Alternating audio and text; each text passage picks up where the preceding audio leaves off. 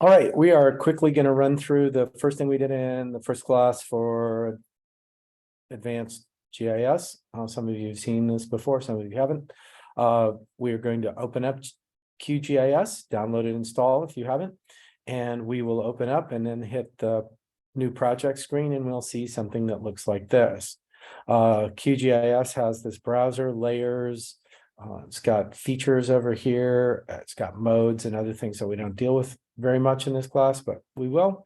One of the things that happens is if you accidentally lost your browser and you hit that and it went away, you would go to view and panels and then turn your browser back on and it will come back to you. So that happens somewhat frequently and people are like, what happened? But that view browser thing. First thing we're going to do is go to our Moodle and download the big pipeline file. You're going to click on it and it will download blah, blah, blah, blah.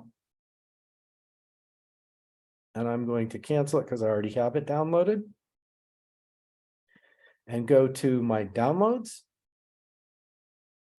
And you'll see it's here. What I did was I right-clicked on that and I extracted all.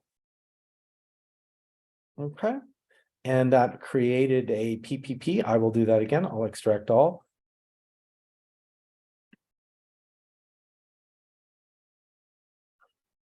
And I could have renamed it here.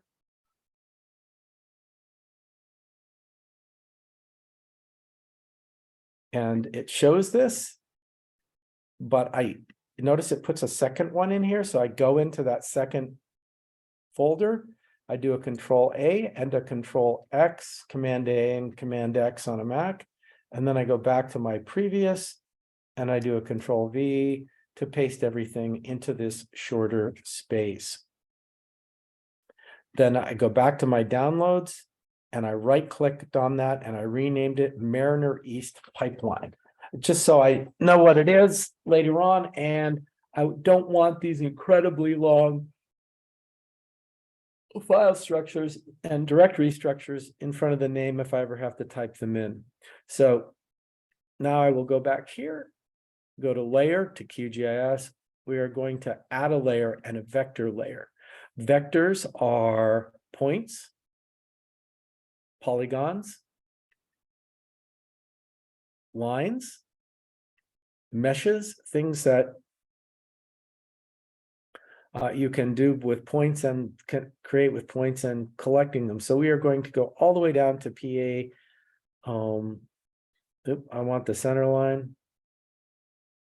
.shp. This is the one that has the actual line coordinates in it, and the rest of these are connect to databases or what's the projection, etc. We will add it and close. And so there we have it. It's a line in the middle of nowhere. You all will see OpenStreetMaps. We'll drag OpenStreetMaps down and then say, okay. And then we'll drag it below that. Well, it doesn't show up very well. It could be a highway or road. So we are going to double click on our center line, click on symbology, and it has a neon effect here. I will apply that, say, okay, it's a bit much, but it makes it really, really easy to see. Now, if we go to our XYZ tiles and do a new connection, because we can go ahead and we'll do that in a minute. So let's go ahead and zoom into our area here. And we're sort of in the middle of the state. All right, and here's our Raystown Lake. And here's the pipeline as it sort of goes through our lake. And we see, ooh, it goes right through 7 points. And we would like, but we kind of like to see a little more like what it looks like when it's going through there. So we will go to our XYZ tiles and it's like, well, how do we add a different map? I have Google Maps, you don't. So we are going to go to QGIS, XYZ tiles, Google.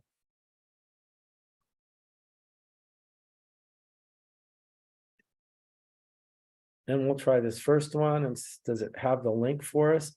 And it does. So we'll come down and we'll grab the hybrid layer and we will copy this. Go back to QGIS, right click, and a new connection where it says URL, which is uniform resource locator. We're going to paste that, and I will call this Goog hybrid 2. And so I now have that to drag down here, and I will drag it below down again and turn off my OpenStreetMaps.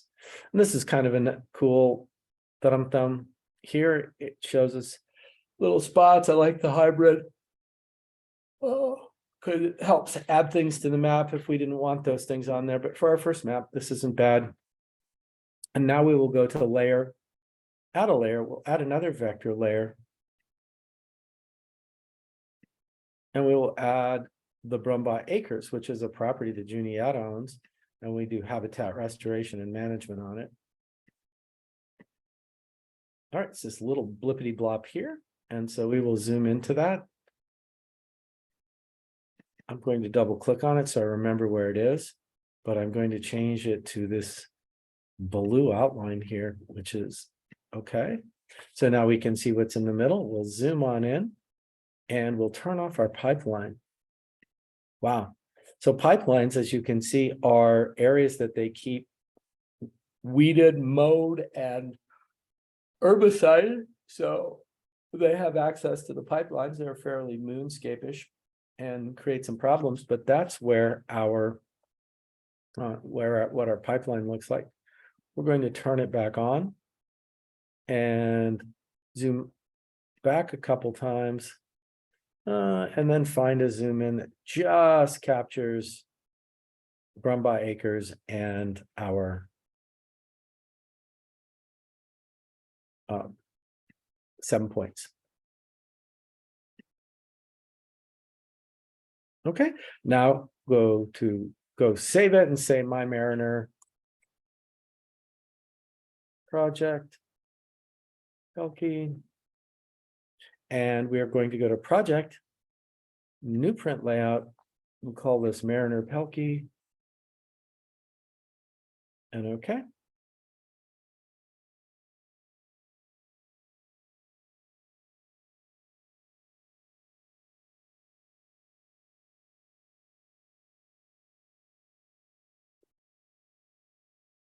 We will grab the scroll tool here, right? This has all kinds of buttons that work. We are going to work with these here, which are map addition tools. We'll grab a scroll tool and zip it across. That's going to render our map. And we will add a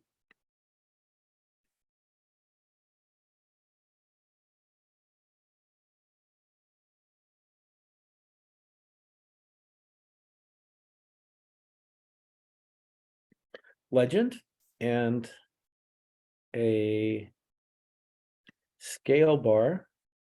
Now, scale bar can't be seen here, so we're going to drag it down there, and it's in feet. But if we wanted to change it from feet to kilometers or meters or yards or something here, there we go, 1,000 yards.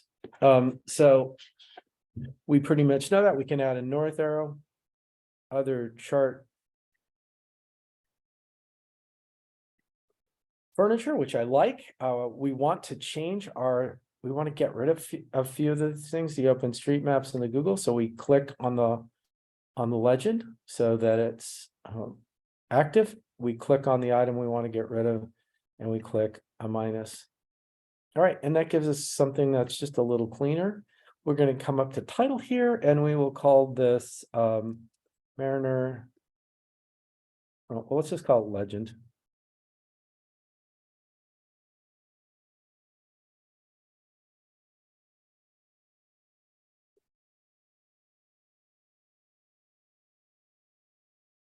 Okay, for sort of consistency, you could drop it down here, but then they're sort of off kilter, so I'm putting it there. Now I would like to add a few items to this, and I'd like to add a grid. So I click on my map, I come down and I find grids. Open the grids by clicking on that. We will add a grid, and there's nothing there yet. Click on it. So it's blue, modify it. We will put 0.02 and 0.02.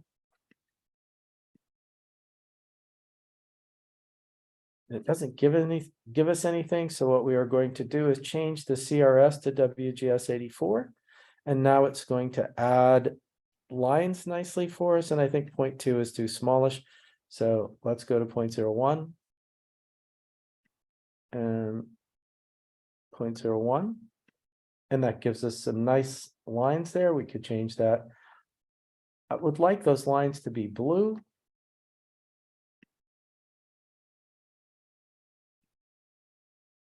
There we go. So it turns them blue. And click the little back arrow so I'm not in the back over here where I need to be. And I would like a frame.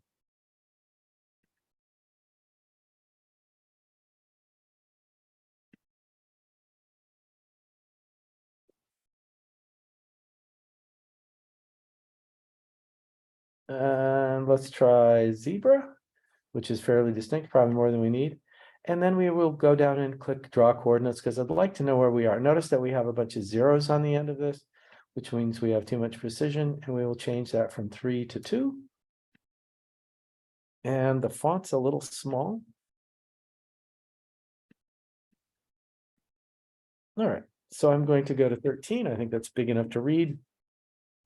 Again, I could turn that into, if I wanted to change the font color, I could get into my font playfulness again here and make that blue. I could make it bold, etc. But there we go. So now we have created our pretty map, which we could put in our presentation. A lot of people don't put the graticules because they think it's busy. I like graticules and I like them in latitude and longitude because then you know where it is on the planet. So at least somewhere having the graticules so you know where it is and having the space. So you know this is small, but we know that it's in the middle of the eastern US and pretty far north. So,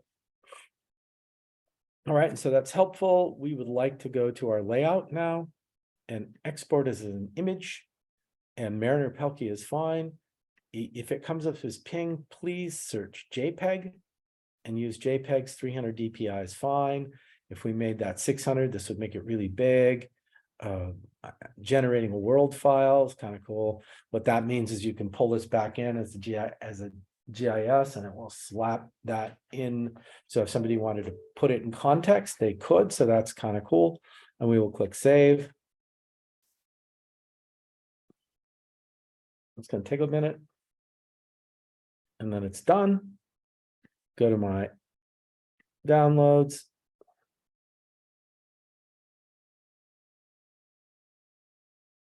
And my, oops, I don't want that. All right, this is the old one I made. So I'm not sure where I put it.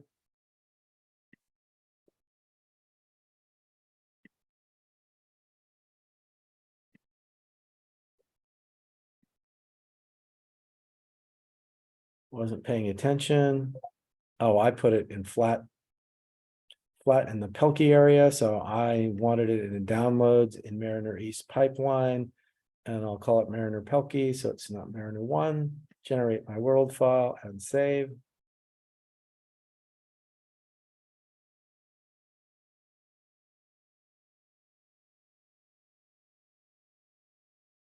And it should be there in Mariner 1 for me now. And there it is. You see this JGW, that's the world file. Now I can open that up and have a look. And there we go. That's what we created.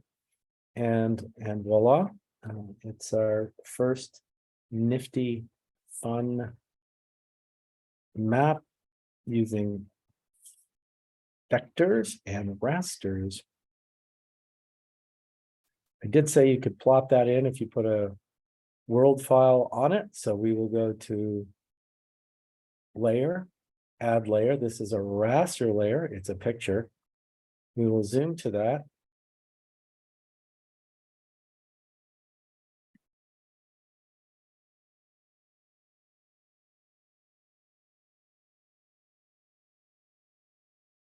And there's Mariner Pelkey. We open it.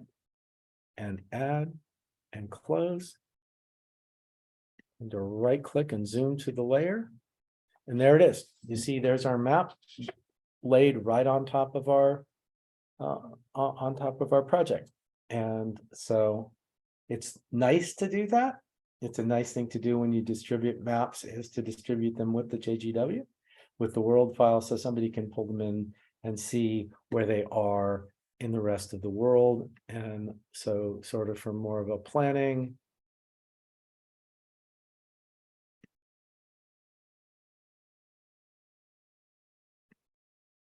aspect, well, you can see that it's a little tiny chunk of the Mariner East that we're looking at there. And that's our region. So if we had several maps in a project, you sent them out, people could see where your project sites are. It's kind of fun. And that's the end of this. Don't forget to save your work.